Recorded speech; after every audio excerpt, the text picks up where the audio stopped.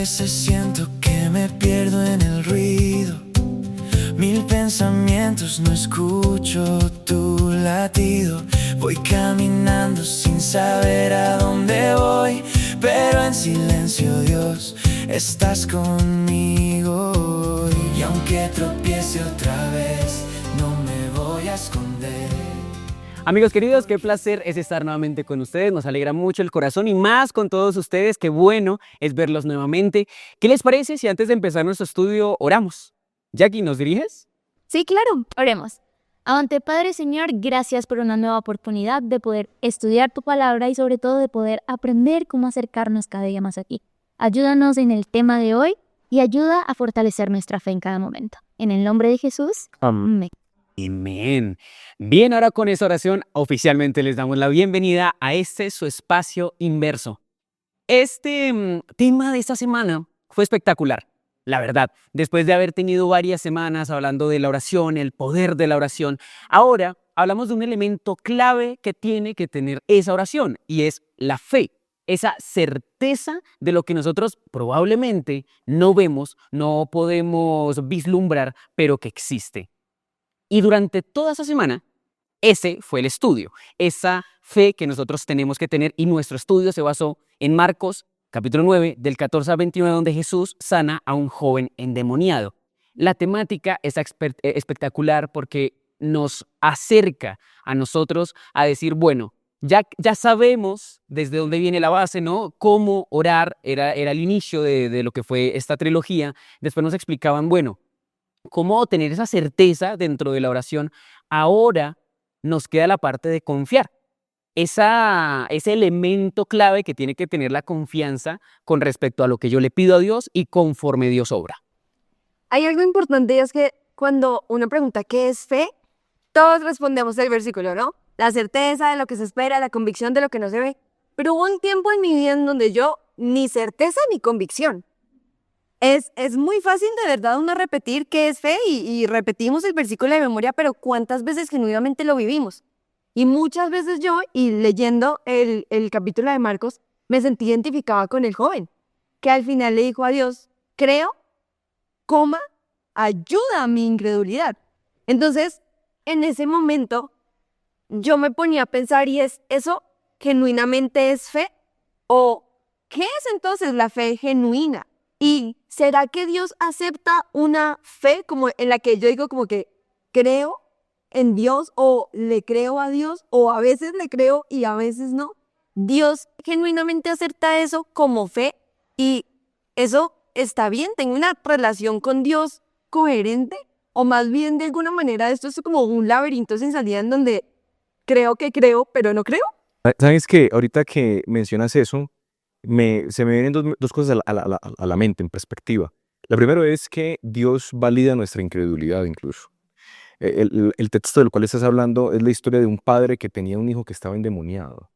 Y el padre lo había intentado todo, o sea, él había intentado todo para poder salvar a su hijo, pero no podía. Entonces iba donde curanderos, donde sacerdotes, y nadie podía eliminar el demonio de su hijo. Finalmente van los discípulos y ellos tampoco pueden. Entonces se encuentra con Jesús y Jesús le dice, al que cree todo le es posible. Y este padre que ha vivido frustraciones, yo no sé cuántas frustraciones has vivido tú, yo no sé cuántas han vivido ustedes no saben cuántas he vivido yo. Entonces llega este hombre y mira a Jesús y Jesús le dice, al que cree todo le es posible. Y el sujeto con completa honestidad le dice, ayúdame a creer, porque me está haciendo muy difícil creer que tú puedes obrar un milagro. Miren, yo creo que Dios puede fortalecer nuestra fe cuando somos sinceros con Él y le decimos, Señor, ¿sabe qué? Yo quisiera creer, pero es que me queda muy difícil. Me queda muy difícil. Es que la fe finalmente acepta la realidad.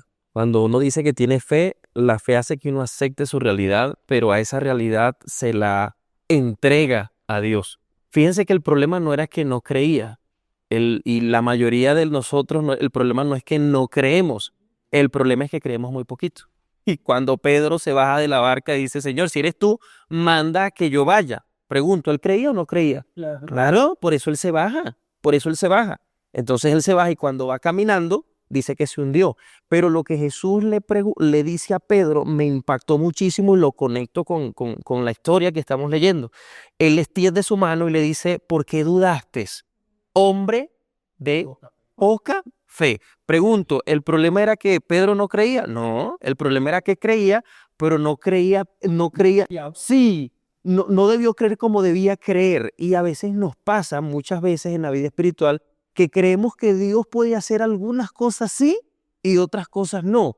Y hay problemas muy grandes que Dios no puede resolver, porque hay situaciones más sencillas, porque a veces nosotros ponemos, ante el poder de Dios, le ponemos limitaciones. Si esto es poquito, entonces ahí Dios sí puede hacer algo. Pero si es muy grande, bueno, hasta ahí llega mi fe, porque no creo que Dios pueda resolverlo. Es que ahí, sin saberlo, bueno, no sé si de pronto lo tienes en mente, pero sí, hay un man que se llama Gianni Bátimo que tiene esa frase en un libro que se llama Después de la cristiandad.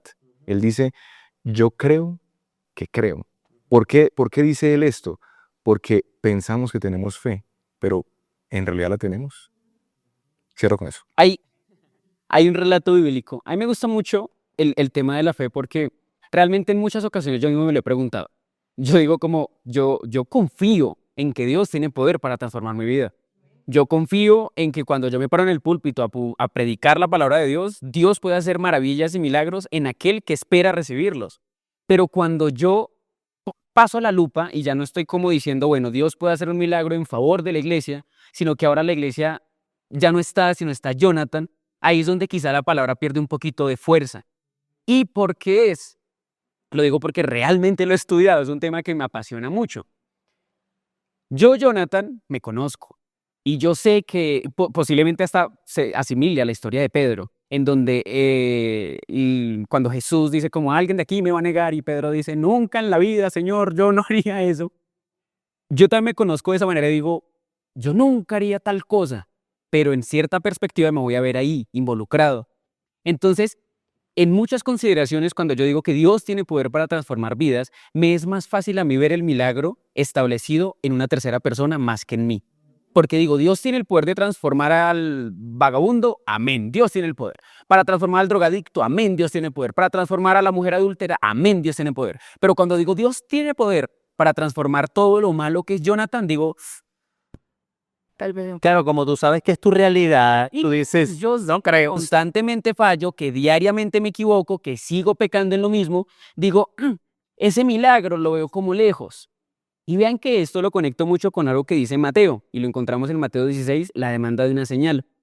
Y dice, llegaron los fariseos y los seduceos para tentarlo y le pidieron que les mostrara una señal del cielo. Pero él respondiendo les dijo, cuando anochece decís, hará buen tiempo, porque el cielo está rojo. Y por la mañana, hoy habrá tempestad, porque el cielo está rojo y nublado.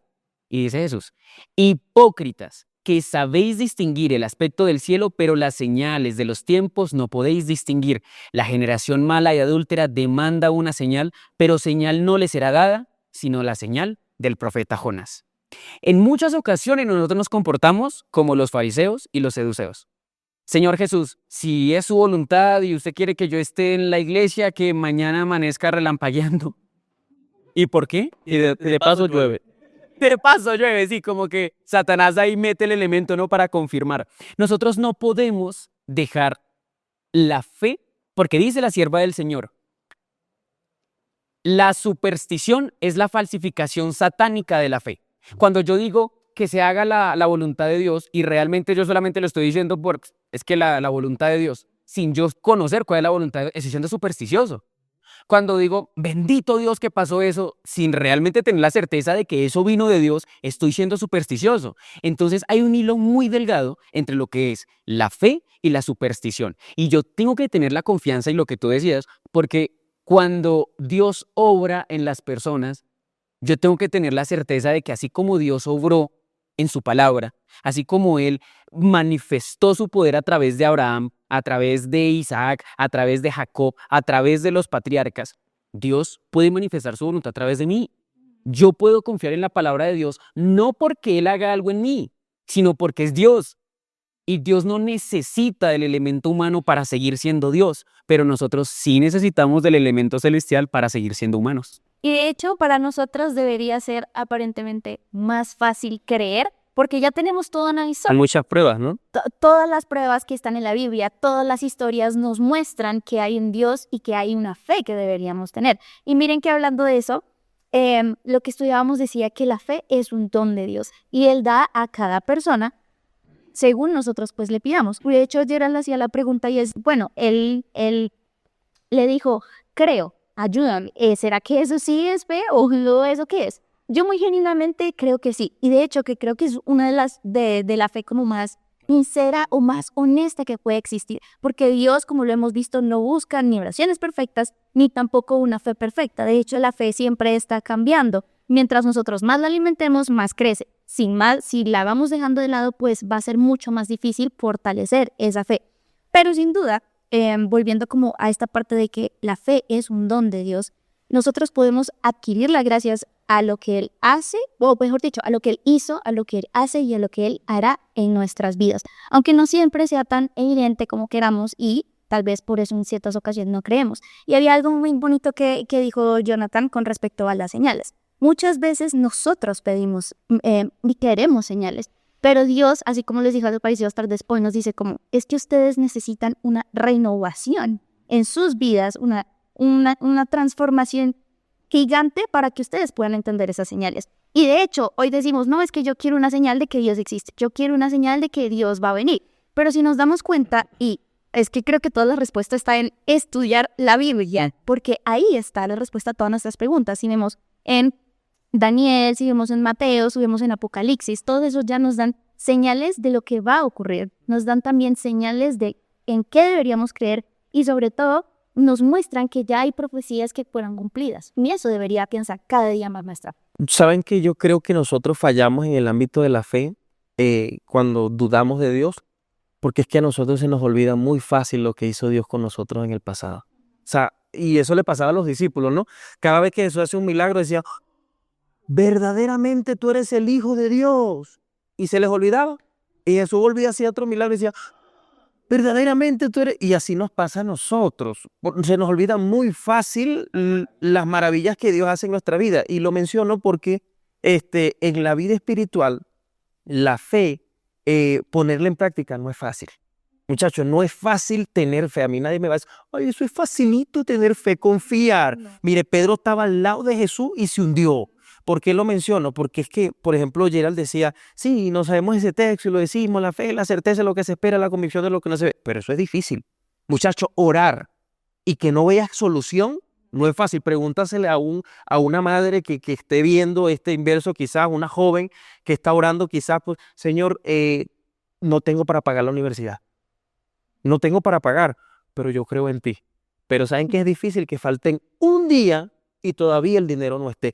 ¿Cómo crees tú en Dios? O cómo tú dices, tengo fe que va a suceder algo cuando no ves nada. Y eso es de lo que habla la fe. La fe es la certeza de lo que se espera. O sea que cuando no vea solución, yo tengo que seguir creyendo en Dios. Yo creo, Pastor Tablante y compañeros y audiencia, que o sea, esa definición de fe está perfecta, es una definición completamente teológica, pero también hay una definición que nos deja el texto que mencionas del padre que tenía el hijo endemoniado. Y yo considero de que la duda ayuda a la fe. Qué paradójico. Qué paradójico, pero yo considero de que la duda ayuda a la fe. O sea, la duda es una oportunidad de poder creer. Miren que este sujeto le dijo, ayúdame a creer porque me está haciendo muy difícil creer que usted es un hombre que puede salvar a mi hijo. Ayúdame a creer. ¿Y saben por qué yo considero de que la duda nos puede ayudar a creer más? Por el mismo Jesús. Cuando Jesús estaba en el huerto del Getsemaní, él mira al cielo y con los ojos derramando gotas de sangre, derramando gotas de sangre, dice, Señor, si hay otra forma de poder salvar a la humanidad, muéstrala. O sea, White dice de que él estaba, si hay otra forma, es decir, pareciera que su humanidad tenía algún tipo de pregunta de si esa era la única forma de salvar al hombre, su parte humana. Pero luego él también decía, pero que se haga tu voluntad, Señor. O sea, que en medio de la duda, decidamos confiar en Dios y en su magnificencia y en su poder y en su eternidad. Pero eso no significa de que la duda no va a estar exenta de nosotros, porque la duda es parte de nosotros como humanos y es un instrumento que Dios usa también para poder trabajar nuestra fe. Yo traigo otro enfoque de el pasaje que estamos estudiando hoy, porque si bien estamos hablando de la incredulidad, también nosotros como representantes de Cristo que somos o que deberíamos ser en esa tierra, ante el mundo, ante los demás, podemos ser piedras de tropiezo para el camino de fe de las demás personas. Y démonos cuenta en Marcos capítulo 9, versículo 18, el Padre le dice a Jesús, pedí a tus discípulos que lo echasen fuera y ¿qué? Y no pudieron.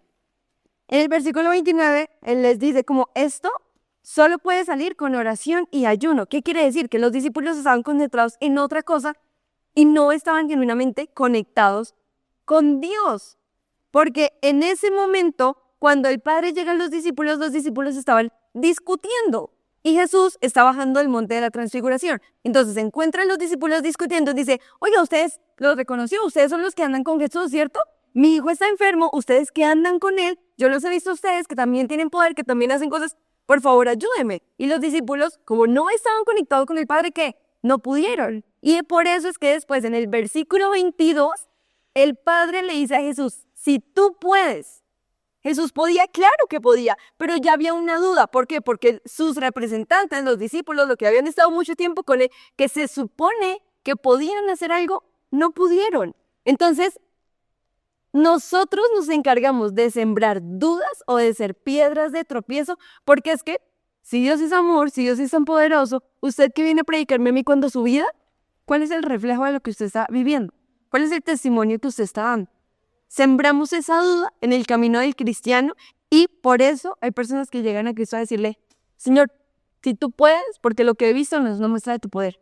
Si puedes, si de pronto existe, ayúdame a creer, porque todo me dice que tú no existes. Si eres poderoso. Y vean qué bonito, porque incluso como en esa carencia o en esa ausencia de esa fe, es donde Dios también utiliza ese elemento de carencia o de adolescencia de fe para decir, voy a orar y me voy a manifestar de una manera que no le va a quedar ni opción de duda de que yo puedo orar.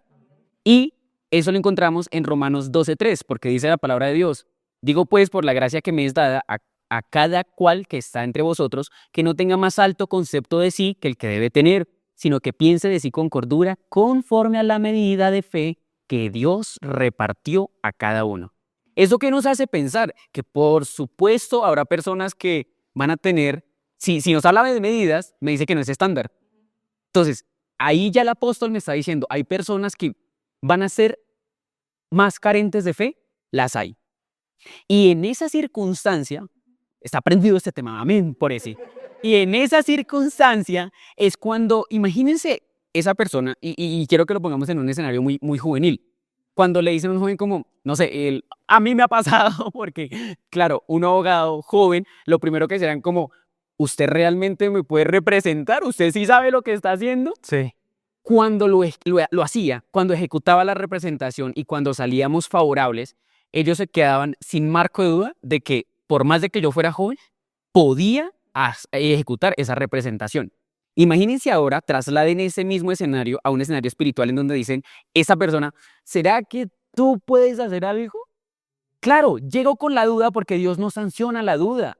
Dios la rectifica, porque lo que Dios hace es transformar ese corazón que duda en un corazón con certeza, con la certeza de que Dios responde. Y ahora con la duda inicial que yo me acerco a Dios, porque se la expongo, Dios, ¿será que tú puedes hacer algo en favor de este pobre pecador? Y Dios dice, voy a coger esa duda, voy a hacer el milagro, junta esos elementos y ¿qué sale? La certeza de que Dios cumple. Yo creo que nos pasó algo y creo que nos pasó a todos. ¿Saben qué nos pasó? Crecimos, nos hicimos adultos. Y lo menciono porque Jesús dice, a menos que sean como niños, no podréis entrar. Mira, agarra a un niño de 7 años, súbelo a un edificio, no lo vayan a hacer, ¿no? Súbelo hipotético, ejemplo. Sube a un niño a algo alto, ponle una bata atrás, roja. Voy a poner este ejemplo porque es lo que más ven los niños afuera, ¿no? Y dile, lánzate que tú vas a poder volar, tú eres Superman. ¿Saben qué va a hacer el niño? Se va a lanzar. Se va a lanzar. Superman. Él se lo va a creer. Y creo que lo que nos pasó fue que nos hicimos adultos porque es que ya sabemos la profecía. Nos hicimos adultos porque es que ya no sabemos los acontecimientos finales. Nos hicimos adultos porque es que ya leímos el año bíblico. Pero cuando tenemos que practicar la fe, ¿qué pasa allí? ¿Qué pasa allí? El conocimiento ¿Eh? produce el escepticismo también. Sí, entonces lo que tú mencionas es real, Paso. Sabemos tanto que no practicamos nada. Y eso era lo que le pasaba a los fariseos, ¿no? Por eso es que ellos se sorprendían cuando Jesús hacía los milagros y cuando la gente ejercía su fe. Porque en alguna oportunidad le dijeron los fariseos a un grupo de personas, mira, tienen que hacer esto, esto, esto y aquello. Y Jesús le dijo, sí, hagan lo que ellos dicen que tienen que hacer, pero no hagan lo que ellos hacen. Se une con lo que decía ayer. A veces nosotros somos piedra de tropiezo para otras personas que quieren fortalecer su fe y no la fortalecen porque nosotros no estamos dando ejemplo de cómo se debe creer, de cómo se debe tener fe. Y yo sin duda digo si no tenemos dudas, esto que definitivamente no estamos estudiando la Biblia. Así Es que definitivamente no nos estamos acercando a Dios, porque mientras más usted lee, por ejemplo, Apocalipsis y lo que sea, usted más preguntas tiene. Y se confronta. Exactamente. Y cada día estás mirando y confrontándote qué es lo que tengo que hacer. Y justamente a ese punto de confrontación quería llegar. Y a veces esperamos hasta ese punto en el que decimos como, ay, yo creo que no tengo fe. O, ay, Dios, por favor, ayúdame a tener fe. Pero si nos vamos un poco más atrás y nos ponemos a reflexionar en cuáles son aquellas cosas que están debilitando nuestra fe o que nos están apartando de la vista de Dios, así tal cual como le pasó a los discípulos que en ese momento estaban discutiendo de cualquier otra cosa y pueden parecer cosas pequeñas. ¿Cuánto más nos pasa a nosotros hoy en día que hay cosas que nos separan precisamente de esa fe? Cosas como las opiniones de otras personas, cosas como lo que nos dicen las redes sociales que tenemos que ser como jóvenes cristianos, cosas como la autosuficiencia, la comparación con otras personas. Y eso nos hace a decir, oye, definitivamente estoy debilitando mi fe poco a poco, incluso a veces sin darnos cuenta. Pero miren que hay algo muy importante y es que entonces la fe no se construye de un solo día. No es como voy a entonces hacer, mejor dicho, como Abraham, padre de la fe, hoy mismo. No, de hecho la fe es algo que se construye en esas cosas pequeñas. Entonces, tal cual, la fe es como si fuese un músculo. Si usted no lo entrena, pues se debilita. Y al fin y al cabo es una esperanza para aquellos que tal vez, incluso yo me puedo incluir ahí y decir, oye, siento que mi fe está como bajita. Es una esperanza que Dios nos dice, si la ejercitas, puedes fortalecer tu fe en mí. Pero también es una advertencia para aquellas personas que en este momento dicen, oye, yo siento que ya tengo una fe sólida, pero si no la sigues ejercitando, si no la sigues trabajando, pues inevitablemente va a llegar un punto en el que te vas a separar de Dios. Entonces, quiero que pensemos en dos cosas. La primera, ¿qué son esas cosas pequeñas que hay en nuestra vida? Tal vez incluso esos pecados que no queremos dejar, esas opiniones de otras personas que hacen que nuestra fe no se fortalezca. Y la otra es cómo entonces podemos empezar a vivir nuestra fe en nuestra vida diaria en las cosas pequeñas. Y de hecho, en Romanos 10:17, creo que es un versículo que me gusta mucho porque dice que la fe viene por el oír la palabra, pero no solamente de escucharla, sino de empezar a vivirla en nuestras vidas. Entonces, la fe sin duda no crece cuando esperamos, pues, como todas estas señales gigantes, cuando empezamos a decir, cómo es que yo voy a hacer lo máximo en fe el día de hoy, sino cuando empezamos a tomar decisiones pequeñas pero diarias de confiar, de soltar y de obedecer a Dios. Bueno, tú respondiste a la pregunta que... Ahí está, ahí está, ahí está. Ahora que lo que mencionaba el pastor Tablante y lo que mencionaba Jackie, hay algo que creo que de pronto quedó un poco en el aire y quisiera mencionarlo por si tal vez hay alguien que tiene la duda, y es, aunque un conocimiento de Dios nos acerca al escepticismo, también un conocimiento superficial de Dios hace que no tengamos fe. Hay una cita de White, en este momento se me va, pero ella dice que no tenemos nada que temer acerca del futuro, a menos de que hayamos olvidado la forma como Dios nos ha conducido en el pasado. Y yo cito al rey Josafat, cuando él dice en Crónicas de que si creemos a Dios,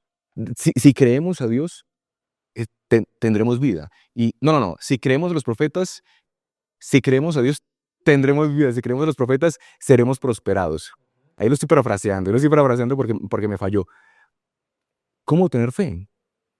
decidamos, decidamos en nuestra vida diaria creer en la palabra de Dios. O sea, es una decisión. Tener fe es una decisión. Creer que las promesas de la Biblia son una realidad es una decisión. Aunque vean que el objetivo del estudio es ser prácticos también en este asunto. Y en muchas ocasiones, aquellos jóvenes que lo han intentado, porque de primera mano a mí me ha pasado, no es fe, solamente es como ese sentimiento latente de insuficiencia, de decir, yo no soy suficiente para mantenerme en esto. Yo no soy suficiente o no tengo la fortaleza tal para seguir a Cristo, para cambiar mi vida, para realmente decir, quiero permanecer con Cristo y quiero reflejarlo, ni siquiera es por como ausencia de fe, porque yo sé que Dios quiere eso para mí y yo sé que yo también quiero eso para mí. Ahí como que, ahora sí, la voluntad de Dios y la mía están así, unidas, están al mismo nivel. Y la lección toca un punto muy importante y es, hay que apartar el sentimiento de lo que es la fe, ¿sí? Ese sentimiento de insuficiencia lo siembra Satanás y por eso es que cuando nosotros estamos tentados a realizar algún pecado o a consumarlo, Satanás está allá a nuestro lado, llevándonos como amigos y nos coge de la mano y nos acompaña a pecar y ahí está con nosotros. Pero cuando cometemos el pecado, cuando ya infringimos la norma, ahí es cuando Satanás se desvanece. Y ahí ya me encuentro solo mirando para todo lado y digo, Dios, ¿dónde estoy? Supremamente lejos de donde Dios me había dejado, ¿no? Ahora sí soy Eva por allá ocultándome con Adán. Y cuando regresamos es que nos sentimos indignos. Como en una ocasión un pastor me lo explicó y me decía, Jonathan, usted no puede tener ese sentimiento para con Dios porque usted requiere volver a Dios para reafirmar esa fe. Y es como si yo me van a tener que operar porque me enfermé, llego a la clínica y entonces me ponen la bata y yo estoy allá todo moribundo en una camilla y después me levanto y digo, no, yo no soy digno de que me operen, yo no soy digno de que me intervengan. Me cojo y me cierro la bata porque está abierta toda la espalda y me voy con una barra ahí de donde están saliendo las gotas, el suero y digo, no, yo no soy, no tiene sentido. Entonces, cuando nosotros nos arrojamos realmente a lo que significa Cristo Jesús en nuestra vida y como toda la gracia que representa Cristo, es que vamos a ver, claro, esas falencias de fe o esa carencia de fe no es la sanción que utiliza Dios para decir no mereces estar o no mereces la gracia. Eso es lo que utiliza Satanás. Los sentimientos humanos que son los que utiliza el enemigo para decirnos, hoy estás triste, hoy no mereces hablar con Dios. Hoy pecaste, hoy no mereces la gracia de Dios. Pero la voluntad de Dios, agradable y perfecta como es, hace parte de ese plan de salvación que ha diseñado para que cada vez que nos equivoquemos, cada vez que nuestra fe decaiga, Dios tiene el poder de aumentar nuestra fe. Pero nosotros tenemos que reconocer que Dios tiene el poder de quitar mi pecado, de limpiarme, transformarme y aumentar la fe. Ahí es donde la palabra de Dios cambia mi vida y ahí es donde la fe me marca una ruta en específico de decir, yo no estoy exento de caer, pero si llego a caer, sé el camino de vuelta. Amén. Yo quiero decir algo ahí muy rápidamente con lo que tú estabas diciendo con respecto a precisamente esos sentimientos, porque a veces nos vamos al lado contrario. Si no siento como un fuego abrasador que me está quemando por dentro, entonces definitivamente no estoy teniendo fe, no estoy sintiendo al Señor. Pero es que si basamos nuestra fe en una emoción, pues las emociones se van. Somos seres humanos que cambian. Si basamos nuestra fe en lo que sentimos, pues inevitablemente vamos a tener una fe inestable que va a cambiar todo el tiempo. Entonces creo que no es tanto de sentir en el momento, sino es de empezar a vivir una verdadera fe. Y la fe es la que produce tal vez esa paz que necesitamos, ese sentimiento de tranquilidad que necesitamos en cada una de nuestras vidas. Y amigos, en términos muy prácticos, si hoy estoy batallando con mi fe, si creo que creo y a veces no, pues, ¿qué puedo hacer? Ponga a prueba a Dios. Eso no está mal, eso no es pecado. Malaquías 3:10 dice, probadme en esto. Y mira, si no abro las ventanas de los cielos y derramo bendición hasta que te sobre y te abunde. Entonces, muchas veces creemos, no, pero yo cómo voy a poner a prueba al Dios del cielo. No, póngalo a prueba. Dígale, Señor, ayuda a mi incredulidad. Si tú existes, si tú eres real y esto, póngalo a prueba. Pero reclamando que las promesas que Dios ya dejó en la palabra de Dios. Y sin duda alguna, Dios va a responder, y tú lo decías, no va a dejar, pero ni un ápice de confusión, sino va a ser claro como el agua que abogado tenemos en el cielo y que Dios está para nosotros. Amén. Que la fe es un don de Dios, no es de nosotros. El que la coloca es Dios y no se basa en sentimentalismo, se basa en que no debemos huir aunque nuestros cielos se desplomen. Imagínense de cuántas montañas hemos dejado de mover por no creer, porque fíjense, si creyéramos en eso, imagínense, si tuviera fe como un granito de mostaza, tú le dirías a esa montaña, muévete, y se movería. Yo quiero mover una montaña. Vamos a orar para mover esas montañas, amigos. Con eso concluimos. Qué poderoso fue el estudio de esa semana. Qué poderoso el estudio de la fe, y no nos vamos a ir sin antes pedir la bendición para que nuestra fe aumente. Así que les invito, vamos a orar. Amado y poderoso Dios, cuán agradecidos estamos contigo en esta hora porque, Señor, ese estudio que nos regalaste, sabemos que lo condujo tu Espíritu Santo. Sabemos, Dios, que nos quieres transmitir muchas verdades a través de tu palabra. Puede que nuestra fe falle, puede que se debilite, pero con la ayuda del cielo, con la ayuda de tu Santo Espíritu, vamos a salir victoriosos, porque tú lo has prometido. Vas a estar a nuestro lado hasta el fin del mundo. Dios, quédate a nuestro lado. Gracias por el don de la fe que nos has dado a cada uno de nosotros. Y es nuestra oración en esta hora que esa fe que cada uno de nosotros tiene en este momento aumente hasta que te veamos regresar en las nubes de los cielos. Gracias, Dios, por este estudio. Gracias por tu palabra. Oramos en el nombre de Jesús. Amén.